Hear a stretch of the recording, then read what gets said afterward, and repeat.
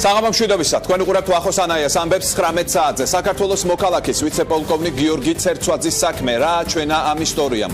საქართველოს მთავრობის მიმართ ოპოზიციიდან უმძიმესი ბრალდებები ისმის, ხელისუფლებას სახელმწიფო ღალატში ადანაშაულებენ. ქართველი სამხედრო საკითხს ხვალ უკრაინის სასამართლო განიხილავს. ადვოკატს იმედი აქვს, რომ მოსამართლე დროებით პატიმრობას გააუქმებს, პროკურატურა კი დააყენებს შუამდგომლობას, რომ ცერცვაძე არ დაექვემდებარება რუსეთის ექსტრადიციას. დღეს საქართველოს პრემიერ-მინისტრმა განაცხადა, რომ ოპონენტებს აქვს სურვილი ხელისუფლება ამოაგდონ მთავარი დღის წესრიგიდან და თავის მართლების რეჟიმის მდგომარეობა შეამყოფონ. სწორედ გიორგი ცერცვაძის ისტორია იქნება ჩვენი დღევანდელი დისკუსიის თემა მოწვეულ სტუმრებთან ერთად. ვიდრე მათ წარმოგიდგენთ, მოვისმინოთ კომენტარები. მინდა ვთქვა, რომ გაკეთდა ძალიან ნათელი განცხადებები იმის შესახებ, რომ საქართველო არ გადასცემს საკუთარ მოქალაქეებს სხვა ქვეყანას, მით უმეტეს ქვეყანას, რომელსაც აქვს სამხედრო ბაზები განთავსებული ჩვენს ტერიტორიაზე და კითხვის ნიშნები საერთოდ არ უნდა იყოს. ორი დღეა ჩვენი მთავარი პროკურორი ირაკლი შოთაძე არის ყოველწუთიერ კონტაქტზე უკრაინის გენერალურ პროკურორთან და ძალიან დიდი იმედი გვაქვს, რომ ეს საქმე გადაწყდება ისე, რომ ბატონი ცერცვაძე არ იქნება გადაცემული რუსეთზე. მაგრამ მთავარი აქ სულ სხვა რამ არის, რომ ჩვენს ოპონენტებს აქვს სურვილი, რომ ჩვენ მუდმივად ვიმყოფებოდეთ თავის მართლების რეჟიმში, მათ აიყოლიეს, რა თქმა უნდა, საკუთარი ტელევიზია, მათი პარტნიორი ტელევიზიები, არასამთავრობო სექტორის ნაწილი. შინაგან საქმეთა სამინისტრო და საქართველოს მთავარი პროკურატურა ყველაფერს აკეთებს იმისთვის, რომ ადამიანის უფლებები იყოს დაცული. კონკრეტულ პასუხებს თქვენ ჩემგან ვერ მიიღებთ ამ ფორმატში, კიდე გეუბნებით, იმიტომ რომ თემის სენსიტიურობიდან და სირთულიდან გამომდინარე ვერ გავაკეთებ ესე საჯაროდ კომენტარებს. ჩვენ ნამდვილად მივიღეთ 16 იანვარს განცხადება იმ დღესვე 16 იანვარსვე მოხდა ინფორმირება ჩვენი საელჩოსი უკრაინაში, ასევე საკონსულოსი და ასევე იმ დღესვე 16 იანვარსვე მოხდა ნოტით მიმართვა ჩვენი საელჩოს მხრიდან უკრაინის საგარეო საქმეთა სამინისტროსადმი. შეთავაზებული არის ყველა ტიპის ის დახმარება, რომელიც ჩვენ შეგვიძლია გავუწიოთ. ისედაც ჩაიდინა საქართველოს ხელისუფლება არის საქართველოს ინტერესების ღალატი ფაქტობრივად და ამ მიმართულებით აუცილებელია, რომ ეს საკითხი იყოს გამოკვლეული. ფაქტობრივად საქართველოს ქართული ჯარისკაცი გადასცეს ტრულ ხარეს. შინაგან საქმეთა სამინისტრო თავად აღიარა, რომ ითანამშრომლა რუსეთის ფედერაციასთან ინტერპოლის დაცული არხებით, ამით დაგვამშვიდა, რაც მას არ უნდა გაეკეთებინა, რა თქმა უნდა, იმიტომ რომ უნდა შეესწავლა თვითონ საქმე და არ უნდა გაეგზავნა პირადი მონაცემები. აგრეთვე იმის ნაცვლად, რომ დახმარებოდა რუსეთის ფედერაციას, თავის ოფიციას უნდა დახმარებოდა და უნდა გაეკეთებინა ყველაფერი, რომ ინტერპოლს არ დაესვა ძებნაზე. წარმოგიდგენთ ჩვენს სტუმრებს, მალხას პატარაია, აფხაზთა კრება, გივი კუბლაშვილი, დამოუკიდებელი კვლევითი ცენტრი, დავით ფაცაცია, ერთიანი საქართველოსთვის, გიორგი ჩიქოვანი, ახალგაზრდული ცენტრი. საღამომშვიდობისა, ბატონებო, დიდი მადლობა, რომ ხართ ჩვენი სტუდიის სტუმრები. ბატონ მალხას, გაგიმეორებთ იმ შეკითხვას, რაც გადაცემის დასაწყისში დავსვი. რა აჩვენა თქვენთვის გიორგი ცერცვაძის ამ კონკრეტულმა ისტორიამ? უპირველეს ყოვლისა, მინდა გითხრათ, რომ გიორგი ცერცვაძე არის ჩვენი თანამემამული, ეს არის სოხუმელი, ეს არის აფხაზეთის ომის მონაწილე, ეს არის ცხინვალის ომის მონაწილე, ეს არის უკრაინის ომის მონაწილე. აფხაზეთის ომში მონაწილეობდა როგორც სპეცრაზმელი, საკმაოდ მაღალი კვალიფიკაციის სპეციალისტია, ეს უკვე აფხაზეთის ომის დროიდან და ასე ვთქვათ, პირველი კითხვა, რომელიც მე გამიჩნდა მთელი ამ ისტორიიდან, რა თქმა უნდა, ეს კითხვებია, რომელსაც გავცემ პასუხს, რაც აქტუალურია, მაგრამ პირველი კითხვა მე რომელიც გამიჩნდა, რატომ დაითხოვეს შეიარაღებული ძალებიდან 2013 წელს ასეთი მაღალი კვალიფიკაციის სპეციალისტი, რატომ დაითხოვეს მისი მეუღლე შეიარაღებული ძალებიდან და რატომ დატოვეს მისი შვილები, ასე ვთქვათ, ულუკმაპურთ. ეს რა თქმა უნდა, ცალკე ალბათ გამოძიების საკითხი. მეორე რას აჩვენებს იმას, რომ ჩვენ ყავს სრულიად უთავმოყარეო ხელისუფლება, პირდაპირ ვიტყოდი, სამარცხვინო ხელისუფლება და აჩვენებს აგრეთვე იმასაც, რომ ესე იგი ეს ხელისუფლება თანამშრომლობს საკუთარი ქვეყნის ინტერესების საზიანოდ ოკუპანტთან, აგრესორთან. მინდა გითხრათ, რომ ასეთი რამ შევარდნაძის ხელისუფლების შემდეგ არ მომხდარა. სხვათა შორის ერთი ფაქტი იყო, კიდევ ერთი ცერცვაძე არის ომის მონაწილე, აზგარდაცვლილი ჯამბულ ცერცვაძე, რომელმაც აფხაზეთში რუსული დესანტის ორივე ფრენი ჩამოაგდო, შემდეგ ის გადმოვიდა აქეთ, ცნობილი ამბების მერე გადმოვიდა აქეთ, პურის რიგიდან გაიყვანეს, დაჭრეს, შემდეგ სავანტყოფოში ჩაცხრილეს, ამ მოთარეშე რუსმა ბანდიტებმა. აქედან გამომდინარე, მე მხოლოდ ამას ვხედავ და ახლა რაც შეეხება კონკრეტულ სამართლებრივ არგუმენტაციას, ეს შემიძლია ან გავაგრძელო, ან შემდეგ მოვახსენოთ. შევეხებით, ბატონო დავით, თქვენ რა ფორმულირებას გაუკეთებთ თელ იმ ისტორიას, რომელსაც ამ დღეების განმავლობაში ისმენთ. ბატონი მალხაზის პოზიცია გავიგეთ, რომ ოკუპანტთან თანამშრომლობა და ქვეყნის ინტერესების წინააღმდეგ სვლა საქართველოს ხელისუფლების მხრიდან, როგორც ბატონი მალხაზი ამბობს. თქვენი ფორმულირება რა იქნება ამ საკითხზე? მე ჩემთვისაც რთული ამ თემას საუბარი, იმიტომ რომ ეხება აფხაზეთელს, მებრძოლს ადამიანს, რომელიც იბრძოდა საქართველოს ტერიტორიულ მთლიანობისთვის და ეს ნამდვილად დასაფასებელია და ძალიან მნიშვნელოვანია და მე ვფიქრობ, რომ სახელმწიფო შესაბამისად დააფასოს და ყველა ადამიანმა.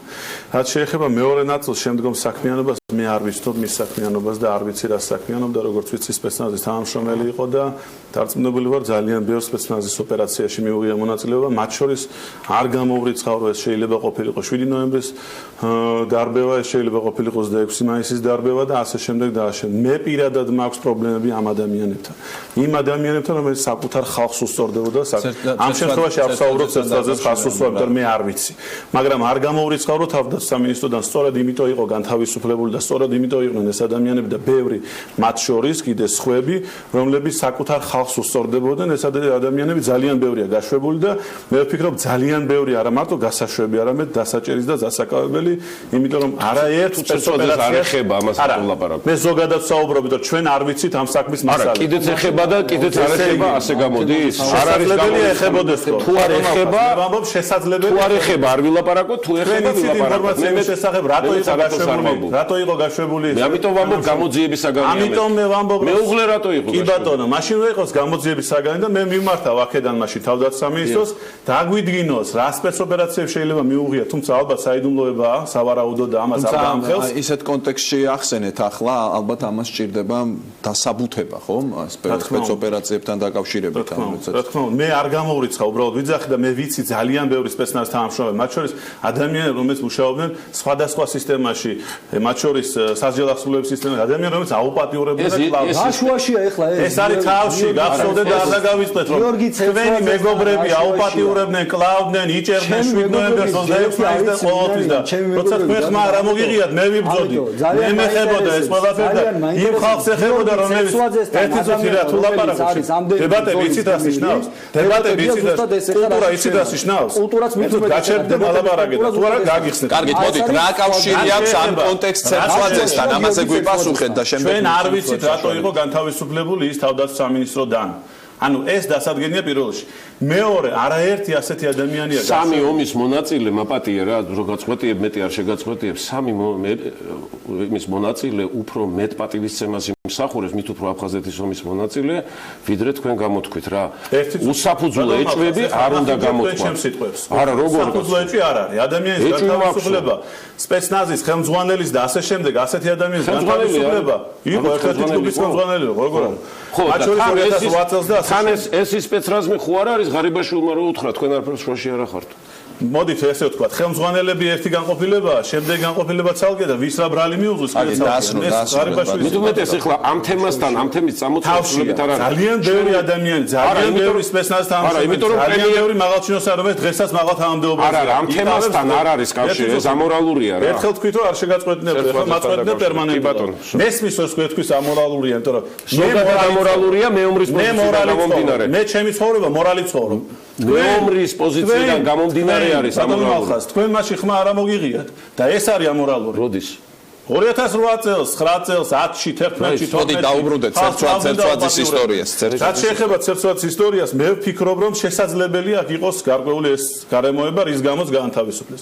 შემდეგი ნაწილი, რაც არის მისი საზღვარზე გაშვება, მე ვფიქრობ, რომ ამ შემთხვევაში გარკვეულად სადაოა, რა თქმა უნდა, პირველ რიგში საქართველოს სახელმწიფოს უნდა განეხორციელებინა მისი დაკავება, იმიტომ რომ ინტერპოლის მოთხოვნა ნიშნავს იმას, რომ მან უნდა დააკავოს, შესაბამისად სამართლებრივი მოქმედება უნდა განხორციელებულიყო საქართველოს ტერიტორიაზე და დაავა საქართველოსა და რუსეთს შორის უნდა განხორციელებულიყო საქართველოს სასამართლოს ფარგლებში. მაგრამ მეორე გარემოება, რომელიც შესაბამისად, ესე ვთქვათ, საქართველოს სახელმწიფოებრივი თვალსაზრისით და საომარ მდგომარეობაში არსებული ქვეყნისთვის არის შემამსუბუქებელი ამ შემთხვევაში. მე არ ვიცი, ალბათ მესაზღვრემ დაუშვა ესე და გაუშვა იმ ქვეყანაში, რომელიც არის ჩვენი პარტნიორი, შეიძლება მეგობარი, შეიძლება კი არა არის და ქვეყანა, რომელიც ებრძვის რუსეთის, ესე ვთქვათ, ოკუპაციურ რეჟიმს. ეს მნიშვნელოვანი გარემოება, იმიტომ რომ ეს ადამიანი იქ იბრძოდა უკრაინაში. ეს ადამიანი იქ იბრძოდა, ესე ვთქვათ, უკრაინული სახელმწიფოს მხარეს. მათ შორის ძალიან ბევრია ასეთი ადამიანი, რომელიც დღესაც აგრძელებს ბრძოლას და ამავდროულად. თუმცა სამწუხაროდ ამ ადამიანებს ხელმძღვანელობა გაუწია სააკაშვილმა, მან პოლიტიკურად გამოიყენა ასევე ეს ადამიანები და მათი დამსახურებები სამწუხაროდ აი ამ პოლიტიკურ სიბინძურეში შეიძლება გადაიფაროს. დღესაც აკეთებს ნაციონალურ მოძრაობა. დღესაც აკეთებს სიბინძურე რა არის? სააკაშვილის манипуляცია ადამიანებით, გამოყენება მათი საკუთარ სასარგებლოდ. აი ეს არის სიბინძურე. და რასაც დღეს აკეთებს ნაციონალურ მოძრაობა, ესეც არის ბინძური პიარი, როგორც სახელმწიფოს წინააღმდეგ, დავეთანხმები აბსოლუტურად მათ შორის ხელისუფლებას თუ გინებავთ ნებისმიერ ოპონენტებს, ასეთი манипуляცია, ამ დონის სიბინძურის ფრქვევა არის არასწორი და თუ ჩვენ ვამბობთ, რომ უკრაინა არის ჩვენი მტერი, მაშინ შევთანხმდეთ, რომ უკრაინა არის მტერი, მაგრამ ჩემთვის უკრაინა არის მეგობარი. გასაგებია, მოდი იმის პოზიცია მოვისმინოთ. უკრაინა. უკრაინა არის ჩვენი მტერიო. ნაციონალურ მოძრაობის თანამშრომლები თუ წევრები გამოდიან და ამბობენ, რომ ჩვენ მტერს გადავეცით ეს ადამიანი. რა თქმა უნდა, მტერს გადავეცით. რუსეთზეა ეს საუბარი. ვინ გადასცა რუსეთს? კარგით, მადლობთ. მოდით გივის პოზიცია მოვისმინოთ, დავით. მადლობთ, მოდით დავიცვათ პარიტეტი გივი. გისმენთ, მოდით თქვენი პოზიცია ამ საკითხზე. მეგის ქარდავა. პოლიტიკური შემადგენელი შემოიყვანეთ თქვენმა ოპონენტმა და მოდით ამაზეც მოვისმინოთ თქვენი პოზიცია. პირველ რიგში ძალიან სამწუხარო არის, როდესაც ზოგადად ქართველები დებატობთ იმაზე, უნდა დაგვეცვა თუ არა საქართველოს არაერთგზის ომის გმირი, რომელიც რამოდენიმეჯერ იცავდა საქართველოს ტერიტორიულ მთლიანობას და საქართველოს ხელისუფლებამვე უღალატ ამას და ისიც მუხანათურად ძალიან. და რატო? ის ინფორმაცია, რომელიც რუსეთის მოთხოვნით გადაეცა რუსეთს მის პირად ინფორმაციას მონაცემებზე მაქვს საუბარი. რა გზით მოხდა რუსეთის ხელში? ეს არის ძალიან მნიშვნელოვანი. მეგის კარდავამ წაიყო, იცით? კარგით ეხანო ეს არის აბსურდი. ესე ოპერაციო რაღაცები რითი შეგიძლია დაადასტუროს? რითი შეგიძლია დაადასტუროს? დადასტურებული დოკუმენტაცია არის. არქივი მასე მეც ვისაუბრებ, რომ ინფორმაცია მაქვს თქვენგან განსხვავებით. მეც მაქვს ინფორმაცია. ამ შემთხვევაში თქვენ გივი საუბრობთ იმაზე, რა მოხდა ინტერპოლის ფარგლებში, ხო თუ სწორად? რა თქმა უნდა. ანუ საქართველოს მეგის ქარდავა რა შუაშია, როდესაც ოფიციალურად გადაცემულ ოფიციალურ არხებზეა საუბარი. ბატონ დავითა განაცხადა ზოგადად შემოგვაცადებსაც შეეხო. გოდიში რა ხაი წუთი, მე ხო გაცადე და გავჩვენე. ამიტომ ეხა მე ვითხოვ რომ დამაცადო. შინაგან საქმეთა სამინისტრომ აღიარა, რომ ინტერპოლის მიერ დაცული არხების საშუალებით მიაწოდა გარკვეული ინფორმაცია ინტერპოლს, რომელიც იყო მოთხოვნილი რუსეთის მოთხოვნის საფუძველზე. ანუ ის პირადი მონაცემები, მოდი პირდაპირ ვთქვა, რუსეთს გადაეცა, რუსეთმა მე ამ პირადი ინფორმაციის და მონაცემების საფუძველზე უკვე მიაწოდა ინფორმაცია ინტერპოლს და ინტერპოლმა დააგზავნა, ასე ვთქვათ, მის დაკავებაზე ინფორმაცია. საქართველოს ტერიტორიაზე და საქართველოს ძალოვანი სტრუქტურები აცხადებენ შემდეგ რამეს, რომ ეს ინფორმაცია ჩვენთვის არ იყო ხელმისაწვდომი. როდესაც გიორგიმ საქართველოს ტერიტორია დატოვა 15 იანვარს 2017 წლის. ხოლო ძებნაზე აყვანილი იგი იყო 2016 წლის 23 დეკემბერს.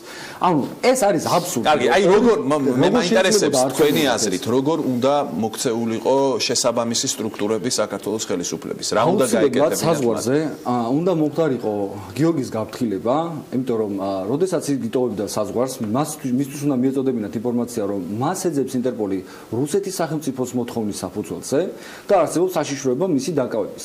დაუშვა და არ წასულიყო გიორგი ჩვენს მეგობარ სახელმწიფოში და უკრაინის მაგივრად ჩასულიყო რომელიმე ნებისმიერ სახელმწიფოში, ან თუნდაც თავად რუსეთში. ამ შემთხვევაში როგორ მოიქცეოდა საქართველოს? წირავდა თუ არა საქართველოს მეომარს? საქართველოს მეომარი იყო თუ არა განწირული იმ შემთხვევაში, რომ ჩასულიყო მაგალითად რუსეთის ტერიტორიაზე. ინტერპოლმა გამოაცხადა თქვენზე ძებნა. საზღვარზე რომ იყავთ, მე ბაჟე გაგაფრთხილებთ და თქვენ დამნაშავე და იყავით საქართველოში. ძალოვანმა სტრუქტურებმა უნდა რეაგირება მოახდინონ და თუ არის დასაკავებელი, კი ბატონო, საქართველოს ტერიტორიაზე უნდა მოხდეს მისი დაკავება. თუ დასაკავებელია, მე კიდევ ესე იგი დაეკავებინა, უნდა დაეკავებინა და არა გაეფრთხილებინა. ანუ პირდაპირ ხრო ეუბნები ადამიანს რომ არცელო შენზე ძებნა, იქ მიდის უკვე ძიება. არ გაუშვებენ საზღვრიდან. ანუ საქართველოს ხელისუფლებას უნდა დაეკავებინა ეს ადამიანი. არ უნდა მიეცათ მისთვის საქართველოს ანუ უნდა დაეკავებინა საქართველოს. არ უნდა დაეკავებინათ თუ იყო დაუყოვნებლივი დაკავების მოთხოვნა უნდა დაეკავებინათ. ან ეთქვათ რომ საქართველოს იმიტომ რომ არსებობს სისხლის სამართლის კოდექსში ეს. და თქვენ ფიქრობთ რომ ეს ხელისუფლებამ არ გააკეთა შეგნებულად. და ეხლა თავად დავითმოცა თავისი პირით აღიარა ეს რომ არსებობს ესეთი ვარაუდი და ეჭვი რომ ზუსტად იმ მებაჟეზე და მესაზღვრეზე გადაწყდეს ის ჯოხი რომელიც ესეთ სახელმწიფოზე უნდა გადაწყდეს. თქვენ გიჩენთ ეს ეჭვს რომ ამ ადამიანის ხელში ჩაგდება იყო მოსკოვიდან მოთხოვნა და ეს შეასრულა საქართველოს ხელისუფლებას. წარმოგიდგენთ 2003 წელს რა უნდა გაეკეთებინა საქართველოს რაღაც აბსურდული მიზეზით რომდესაც თუ როგორც გაირკვა გიორგის არქონია ამ ტერიტორიაზე საქართველოს ტერიტორია არ დაუტოვებია და მithumetes რუსეთში არ ყოფილა 2003 წელს რაღაცა გაურკვეველი ჩადენილი ასე თქვა დანაშაულის გამო 2016 წელს ანუ 13 წლის შემდეგ ხო კი ბატონო მაგრამ მიზეზები იქ არც საქართველოს ტერიტორიაზე გიორგის პოზიცია მოვისმინოთ და შემდეგ განვაგრძობ თქვენთან საუბარს გიორგი გისმენთ გაიმეთა სასიკვდილოდ მიდიოდა მოგესალმებით სამართლმშობლის სამართლინო გივი რა არის იცი ის კი არ არის მაგალითად დღეს რა ხდება და ეს განხილვის თემაა და ზუსტად ამიტომაც ვიმყოფებით აქ სამართლინო ის არის რომ მე ვატყობ ზუსტად იგივე რიტორიკას ზუსტად იგივე საუბრის მანერას და იმ თემას რაზეც საუბრობდა ამ ორი დღის განმავლობაში ნაციონალური მოძრაობა ხოშტარია ხოშტარი ერთი წამი ერთხელ შემოწყვეტინებია შემთხვევით და ერთი წავით თქვენთვის ხოშტარია როდესაც საუბრობს ამაზე უკაცრავად და ხმალამოღებული, ესე იგი იცავს და ეს არის ესე ვთქვათ პოლიტიკური ქულების დაწერის მიზნით, რომელიც ეტყობა მას, მაშინ მან კითხოს იმ თავის თანაგუნდელებს და ყოფილ თანაგუნდებსაც, რომ 2008 წლის ომის დროს სად იყვნენ ის ჯარისკაცები, რომლებიც დატოვეს იქ, ესე უმოწყალოდ გაწირეს, ვთქვათ, იმ ხელისუფლებამ, სად იყვნენ მაგალითად იგივე კოდორის ხეობაში, როდესაც ჩაცხრილეს ჯარისკაცები და სრულიად უმოწყალოდ ესე იგი მიატოვეს იქ ადამიანები თვითონ იმ ხელისუფლებამ, რომელსაც ეს ევალებოდა და რომელზეც საუბრობენ დღეს ის ადამიანები, რომლებმაც უმძიმესი დანაშაულებები ჩაიდინეს მასში ნაციონალური მოძრაობა და ქართული ოცნება ხომ არ არსებობს დანარჩენი საზოგადოებაც ხომ?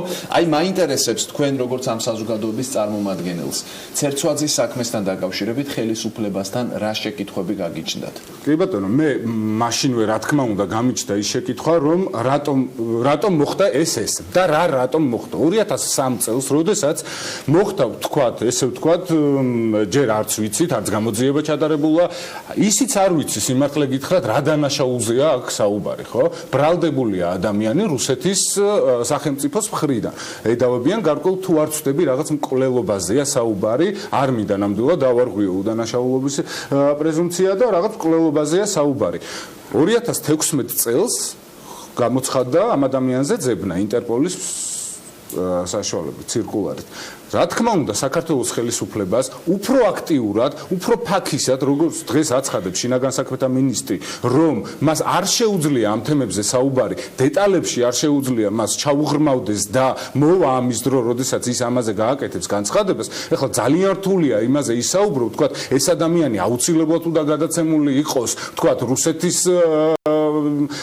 სახელმწიფოს თუ უნდა იყოს მაგალითად დარჩეს უკრაინაში თუ საქართველოს. რა თქმა უნდა მომხდარიყო სახელმწიფოს მხრიდან თავისი მოქალაქის აუცილებლად დაცვა, მაგრამ როდესაც თუ აქ მკვლელობაზე და დანაშაულზეა საუბარი, ამას მნიშვნელობა არ აქვს მაგალითად შენ საქართველოს მოქალაქე ხარ, რუსეთის, უკრაინის თუ ნებისმიერი ქვეყნის მოქალაქე. თუ დამნაშავე ხარ, შენ აუცილებლად უნდა აგო პასუხი, მაგრამ აუცილებელია რომ ქვეყანამ, რომლის მოქალაქესაც ემუქრება მსგავსი მაგალითად იგივე დაპატიმრება და იქ იყო საუბრები, რომ რუსეთის სახელმწიფო იმდენად არის გამწარებული ამ ადამიანზე, რომ არ ვიცი მართლა რა ჩაიდინა ესეთი, რომ მას ემუქრება ძალიან რთული პირობები. აქედან გამომდინარე, გასაგებია 2008 წელს და მაგრამ ისიც გასარკვევია, მაგრამ ისიც 2003 წელზეა აქ საუბარი. 2003 წელს ჩადენილ დანაშაულზე საუბარი და დააზუსტეთ, რასაც საუბრობ, უბრალოდ ესე წამოძახება სიტყვის აჯერებიოთ. დააზუსტეთ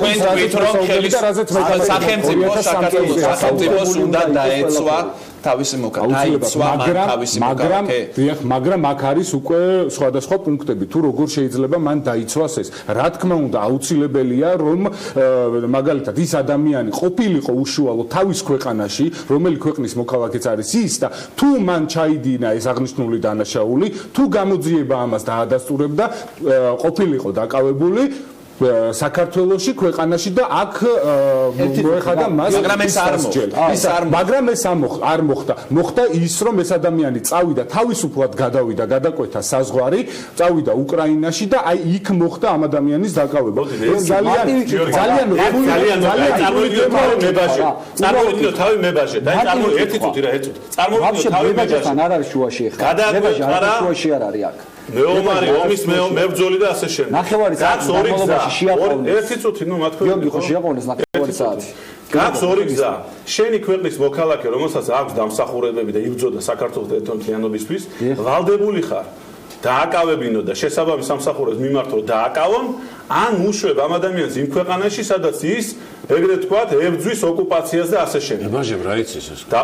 იქ არის მონაცემი საპასპორტო მონაცემი. სადაც საპასპორტო მონაცემში წერია რომ იბრძვის უკრაინაში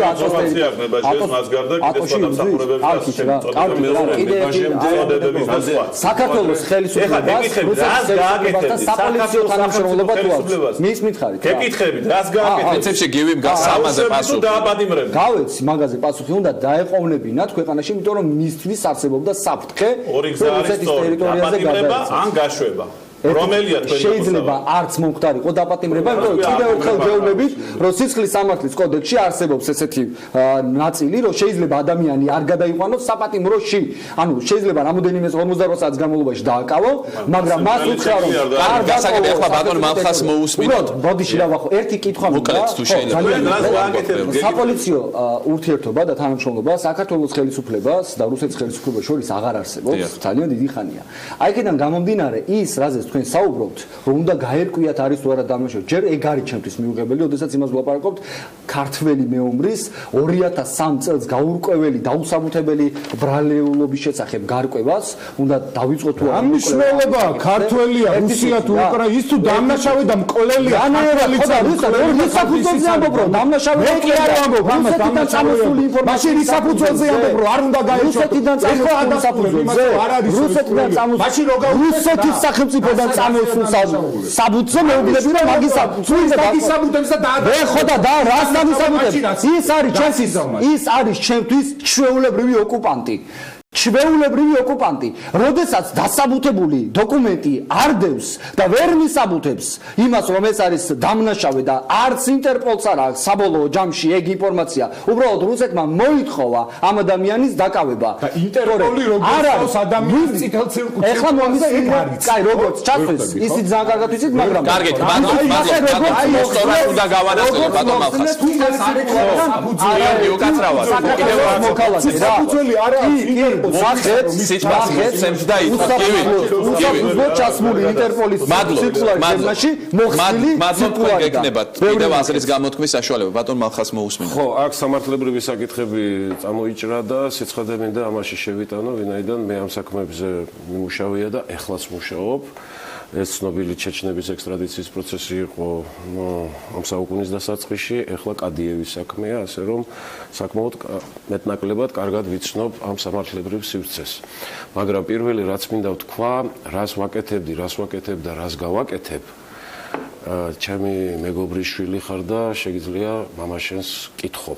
ამ თემაზე დისკუსია შენთან ნამდვილად არ ვაპირებ. ჩემ დროს, როცა მე მახავებ, მე თქვენ სამართლებრივი განცხადებები არ გამიგონია. მე ამას ვუხსენებ. დანარჩენ თქვენ დამსახურებას მე არ მეორე რაც შეეხება თუ კი ოპოზიციის აზრს ემთხვევა არასამთავრობო ორგანიზაციის აზრი, ეს სათაკილო არ უნდა იყოს. სათაკილო ის უნდა იყოს, რომ არასამთავრობო ორგანიზაციის აზრი ემთხვევა მთავრობის აზრს. აი ეს არის მაშინის არავითარი არასამთავრობო ორგანიზაცია აზრი რამდენად სწორია. როდესაც მაცალეთ ეხლა ჩემი დროა. მაცალეთ ჩემი დროა. მაცალეთ ჩემი დროა. ერთი წუთი. მაცალეთ რაღაცაოდ ჩემს ვამთავრებ. იმაში რა მაცალეთ თქვენ სიტყვასიტყვით გაიმეორეთ ის, რაც დღეს თქვა კვირიკაშვილმა. ზუსტად სიტყვასიტყვით გაიმეორეთ ის. მე ეს მქონდა მხოლოდ ხედველობაში და ამიტომ ენდეთ ჩემს გამოცდილებას არასამთავრობო სექტორში მე სადღაც 17-18 წელია საქმიანობ. ამ ორგანიზაციით. ეხლა რაც შეეხება სამართლებრივ საკითხებს. სამართლებრივი საკითხები ეხლა ინტერპოლის ცირკულარი იქნება თუ სხვა მეთოდით იქნება, არსებობს ესე იგი SNG-ს ხელშეკრულება სამართლებრივი დახმარების შესახებ, ექსტრადიცია როგორც წესი პირდაპირ ხდება, ესე იგი სახელმწიფოებს შორის. მაგრამ საქმე ის გახლავთ, რომ ამას წინ უძღვის სასამართლო, ანუ სამართლებრივი აქტი, აი თქვენ რო თქვით ბრალდებულად ცნობის შესახებ, თქვენ რო თქვათ ძებნის გამოცხადების შესახებ და ასე შემდეგ.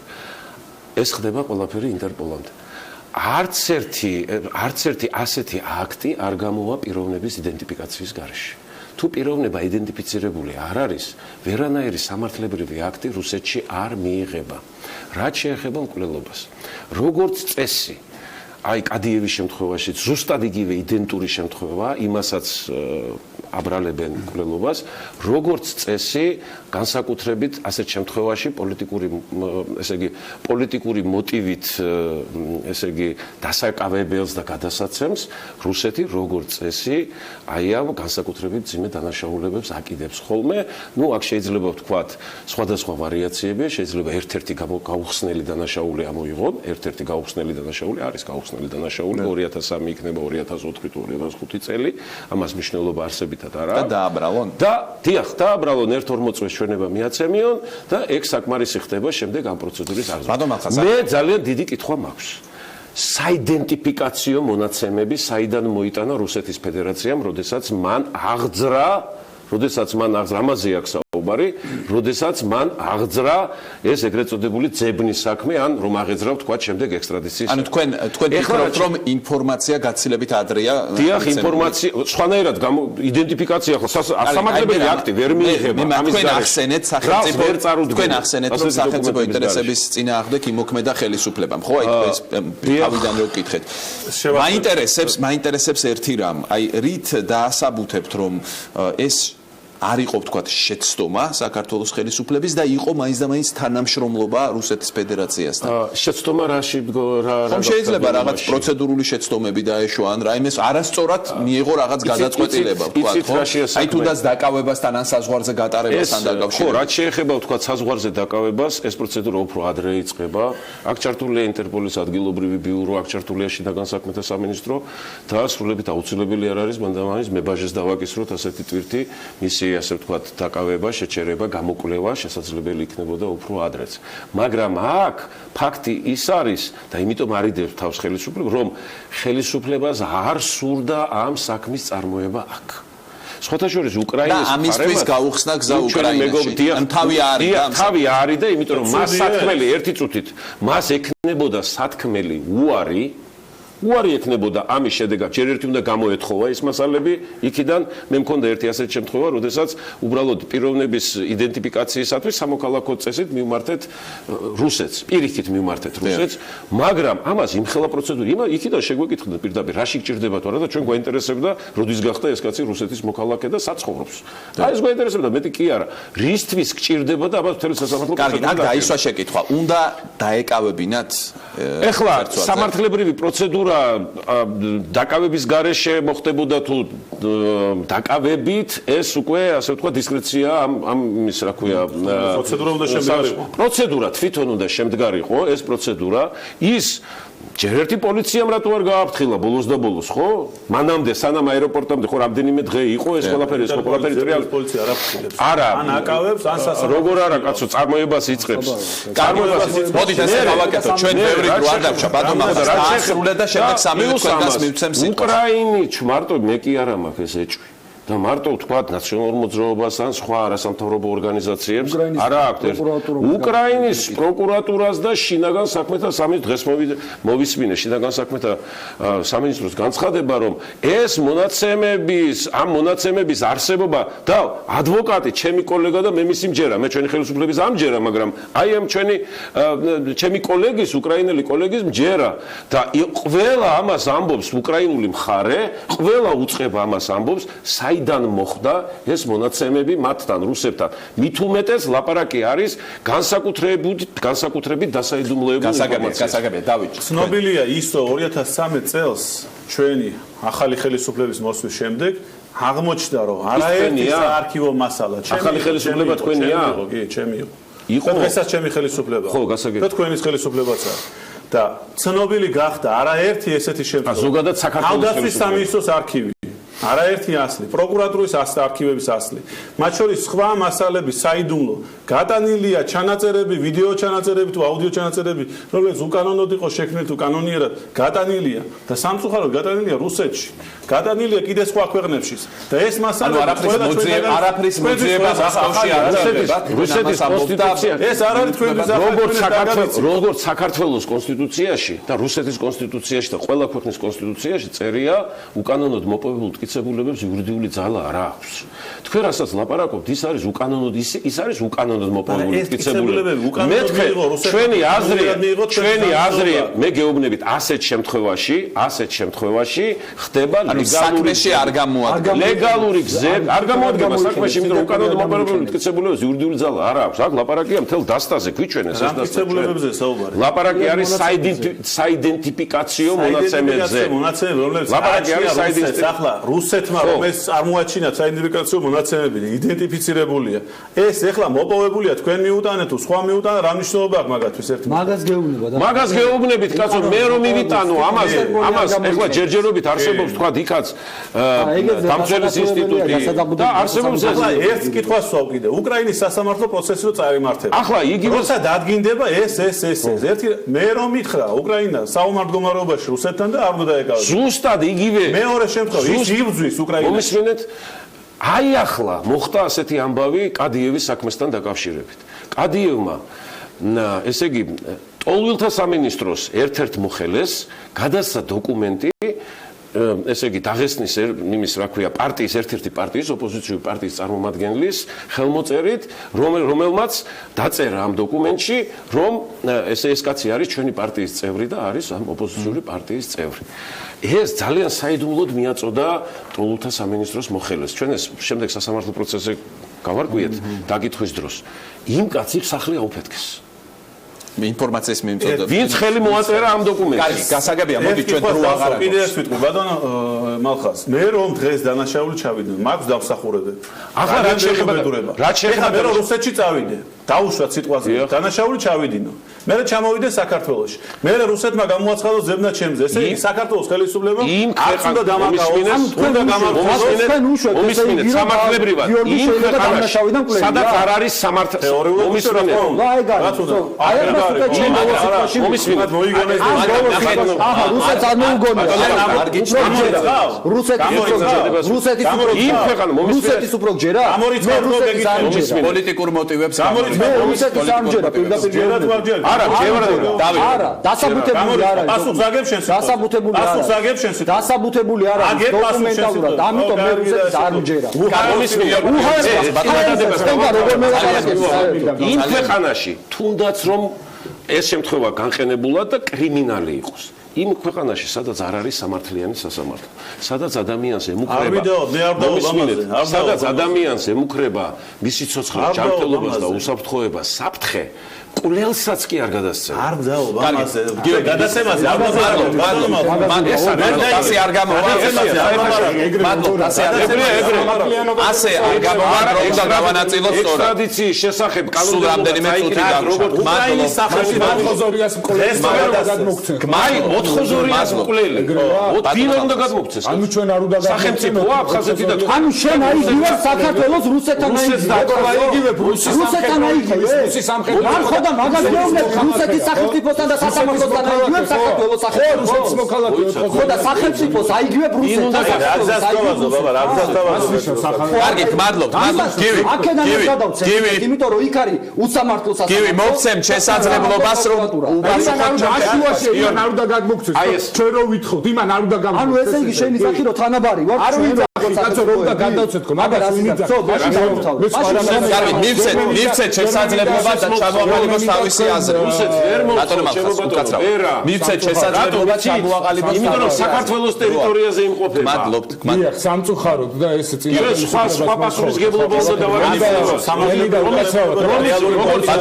ძალიან გთხოვთ ასე ბატონო მალხას მინდა პასუხი გავცე იმასთან დაკავშირებით რაღაცა ისე ჩუმად წარმოთქვა ის რეპლიკა ჩემს მისამართით არ ჩემს არასამთავრობო ორგანიზაციასთან კავშირს და ასე შემდეგ. ჯერ ერთი ეს თქვენი გადასაწყვეტი არ არის მაგალითად იგივე მე რა მიმართულება მექნება როგორ არასამთავრობო ორგანიზაციას დავაარსებ და ასე შემდეგ და როგორ წავიყვან ჩემს საქმეს და მეორე თქვენ არის ზუსტად ის რომ გიკვირთ რომ ესე იგი აუცილებელია ყველა დარეგისტრირებულმა არასამთავრობო ორგანიზაციამ ყველა ოპოზიციამ აუცილებლად ესე იგი ეს არის მათი ეს მსოფლო მხედველობა რა ნამდვილად დამიჯერეთ რომ ყველა უნდა აკრიტიკოს მართალია მტყუანია კარგი გაკეთდა ცუდი გაკეთდა აუცილებლად უნდა აკრიტიკოს ხელისუფლება იმის გამო რომ თუნდაც კარგი არა, ტაში არ უნდა უკვე. აბა რა ქნას, არასამთავრობო რატოქვია ამას? რას ქვია, რატო ქვია? არასამთავრობო, იმიტომ ქვია რომ ისა მთავრობა ვაკრიტიკო, მაგიტო ქვია არასამთავრობო ორგანიზაცია? აბა რისთვის?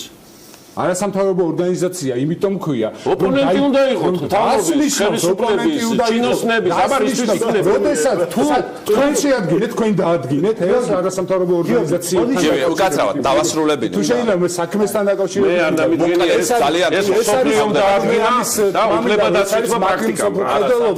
მათი აი ზუსტად ესე იგი ისინი საუბრობენ ამაზე რომ აუცილებლად ყველა ერთად მოდი გვაკრიტიკოთ ეს.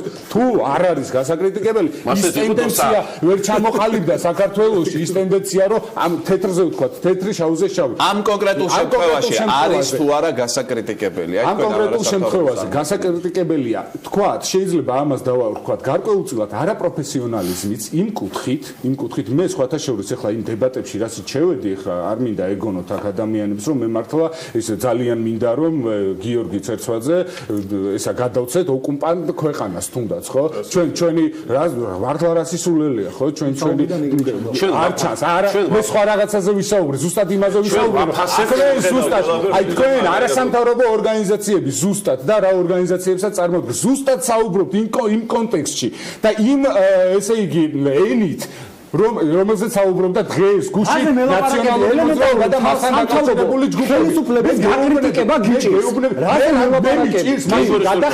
მაშინ გადახედე თუნდაც ჩემს გამოს ამ კონკრეტულ მომენტში ხელისუფლების დანაშაულზე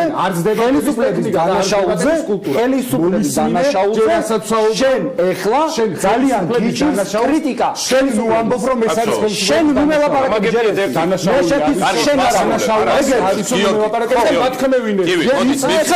გივი შესაძლებლობა დაასრულოს თავისი აზრი. შემდეგ ლეიბორისტული პარტია რატო გამოტოვეთ? მე რიც თქმა მინდა რომ საქართველოს აუცილებლად საქართველოს ხელისუფლებას აუცილებლად უნდა მიეღწია იმ დონემდე რომ ეს ადამიანი არ ყოფილ ეს არ მომხდარიყო და თუნდაც იმ ადამიანებს ვისაც ჩადენილი აქვს 10-ჯერ უფრო უარესი დანაშაული თავიანთი სამხედროების მისამართით, აი მათ არ ელაპარაკათ ამ თემაზე და ესეთი აჟიოტაჟი არ გამოიწვიათ. ეს მეორე და თუ შეიძლება მე დავასრულო, ვერ გაიგეს ამ ადამიანებმა თუ რა პოზიცია მაქვს მე მაქვს პოზიცია ის რომ ეს ადამიანი აუცილებლად უნდა დარჩენილიყო საქართველოში, ამ ადამიანის მიმართ თუ არსებობდა გარკვეული ბრალდება, რომელიც იქნებოდა დასაბუთებული, აუცილებლად უნდა მომხდარიყო სამართლებრივ ჩარჩოში ამ ყველაფრის ჩასმა, რა თქმა უნდა და არა გადაცემა რუსეთის ფედერაციისთვის, რომ არავის არ უთქვამს ეს და არავინ არ მოახდენს ამ ადამიანს. გასაგებია თქვენი აზრი, გივი, ახლა თქვენ და შემდეგ გადაცემა უნდა დავასრულოთ. საქმეზე როგორ მოიქცევია? ბოდიში ბატონო, მოკლედ, მდგომარეობა რაში არის რა? სამწუხაროა, რომ დღეს აი ამ ადამიანებისგან ვისმენთ ზუსტად იგივე ნარატივს, რაც ქუცნაშვილმა, ასე ვთქვათ, წამოწდენა ქონდა რუსთავი 2-ის ეთერში და შემდეგ მასაც მოუწია გარკვეული გამართლებები, ანუ თავის საკუთარი თავის მართლება. ეგ ერთ. რაც შეეხება მეორე რატო არ მოხდა საქართველოს ტერიტორიაზე დაკავება და რატომ ასე ვთქვათ არ შეაჩერეს გიორგი აქ, იმიტომ რომ საქართველოს ხელისუფლებას მე ვეთანხმები ბატონ მალხას მოუწევდა რუსეთისთვის უარის თქმა ამ ადამიანის ექსტრადიციას. რაზეც შემდეგ რა თქმა უნდა შეიქმნებოდა უკვე მათი პირადი ურთიერთობა. მოდი შეხავ ლაპარაკობ და მაცადე. ზუსტად მან წარმოიქმნებოდა საქართველოსა და რუსეთის ხელისუფლებას შორის პრობლემები. ანუ თქვენ ამბობთ რომ საქართველოსა და რუსეთის ხელისუფლებებს შორის შეთანხმება არსებობდა. არსებობს და მაგაზე ჩვენ ვნახეთ გასვლა კავშირებითაც, თუნდაც იგივე ეს პირველი შემთხვევა არ არის გიორგი ცერცვაძის საკითხი პირველი არ არის, ჩვენ გვაქვს მაისურაძის შემთხვევა, რომელიც ლიტვაში ჩავიდა და იქაც ლიტვის სასამართლომ გაათავისუფლა. ამიტომ არსებობს და სერიოზული ეჭვის საფუძველია ის, რომ საქართველოს ხელისუფლება თანამშრომლობს რუსეთის სპეცსამსახურებთან და ამ ჯარისკაცების, ამ გმირების და ამ მეომრების პირადი მონაცემები აქვთ მიცემული პირდაპირ რუსეთის სპეცსამსახურებისთვის, იმიტომ რომ ამ ინფორმაციას სხვა ვერავინ ვერ გადააწოდებდა მათ და იმიტომ რომ როგორც ბატონ მალხაზი თქვა, არაკანონიურად მოპოვებული დოკუმენტი არ შეიძლება იყოს საქმეში გამოყენებული, იმიტომ რომ ის არ არის დოკუმენტად არ იცნობა იურიდიულად და აქედან გამომდინარე არც ინტერპოლის ცნობდა უკანონოდ მიტოვებულ ინფორმაციას. მე რა დავიზეპირე და რაც უნდა მაქვს მიღებული გიორგი, მაგის შეგვიძლია სხვა გაადასტურე ის ფაქტი, ელემენტარული პირდაპირ მე არ ვადანაშაულებ, მე ვიძახი რომ არსებობს საფუძვლიანი ეჭვები. აბა დაუკვირდი. აი ბატონმა მალხაზმა ყოვა ერთი წუთი თავისი აზრის სათქმელად ბატონმა მალხაზმა და შემდეგ დავასრულოთ გადაცემას. საერთოდ მინდა გითხრათ რომ ეს კომუნისტური წარსულია სამთავრობო არასამთავრობო ორგანიზაციების არსებობა იყო მაშინ ასეთი ორგანიზაცია დოსაფი, ბუნების მეგობარი და ლოთობის წინააღმდეგ მებრძოლი საზოგადოება, რომელიც იყო დამოუკიდებელი ასე ვთქვათ არასამთავრობო ორგანიზაცია და სინამდვილეში იყო სამთავრობო ორგანიზაცია. ეს პრაქტიკა არის კომუნისტური პრაქტიკა. ეს ერთი. ეხლა მეორე, ყველაზე მთავარი. ეს კონკრეტული საქმე არის შემადგენელი ნაწილი ახალი ხო ლეიბორისტული პარტია არ გამომიტოვოთ თუ შეიძლება ძალიან გთხოვთ და სერიოზულად გეუბნებით. არა მარტო არგუმენტი, იმიტომ რომ ლეიბორისტული პარტიაც არის აი სასტიკი მოწინააღმდეგე და ზუსტად იმავე აზრებს ლაპარაკობს რაც ჩვენ. და ლოგიკაა ეს ელემენტარული და არა ის რომ ვიღაცაზე თითქმის ამოიწურა. ახლა მე აი მე წუთს ანუ მაწყვეტიებს ახლა რა გავაკეთე. ეს არის ესე იგი ნაწილი იმ შემოტევისა, რომელსაც ახორციელებს ახლა რუსეთი სხვადასხვა მიმართულებით საქართველოზე. ეს არის გაზპრომის თემა, ერთად გეტყვით პარემ ყველაფერს, ეს არის ესე იგი ოკუპაციის შესახებ კანონის კირკიტი, ისევ ჩვენი ხელისუფლების ხელით, ეს არის აფხაზეთისა და ცხინვალისათვის განსაკუთრებული სტატუსის მინიჭების შესახებ წინადადება, რომელიც იგივე ზაქარია ქუცნაშვილმა გააჟღერა, რომელიც ვერ არჩევს რუსეთის ხელისუფლებას სეპარატისტული უკანონო ხელისუფლებისაგან და ეს გახლავთ აი სულ ბოლო აგერ მიკავი, ეს ალბათ ცალკე საუბრის თემაა და ჩვენ შეგვიძლია ამაზე ვისაუბროთ. ეს არის დევნილი შემწეობის რეფორმების მოსამზადებელი დოკუმენტი. დღეს ამაზე დიდი ხმაურია თქო და სხვათა შორის შეგვიძლია არასამთავრობო ფორმატში განვიხილოთ.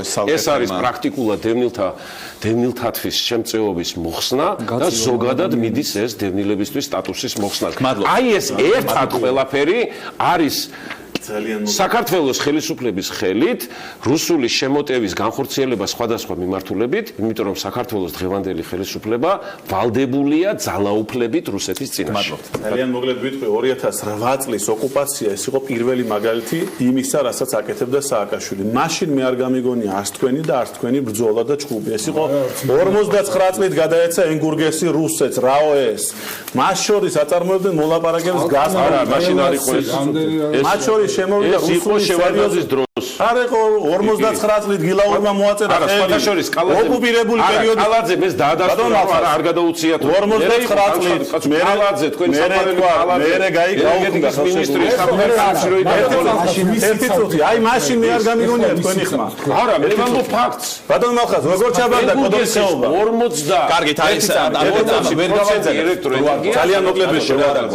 ეს სხვათაშორის საყვარელი უკაცრავად. მოდით. თქვენ მაშინ უნდა ყოფილიყავთ ობიექტური. მე დღეს მზად ვარ, ვეკამათოთ იმაზე, რა გააკეთა ხელისუფლებამ სწორად და არასწორად და ყველაფერში ობიექტურობას შევეცდები დავიკავო, მაგრამ თქვენ მაშინ იყავით სხვა მხარეს და არაფერს არ ამბობდით.